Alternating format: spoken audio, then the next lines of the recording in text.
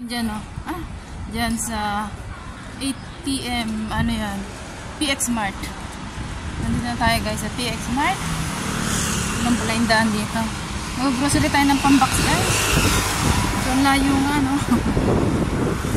Ayan, Family Mart. So, meron pala rito guys. Dito ako naglakad sa kabila. May nahanap ako yung pasta eh. Yung pastang kainan guys. Baka dito yun. Or pizza. Ay, hanggang. May mga 585 dito. So, dito tayo guys sa PX Mart. Ayan. Mag-grocery.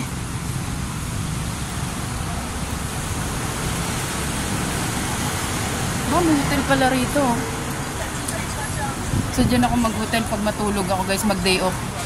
Ito PX Mart yun.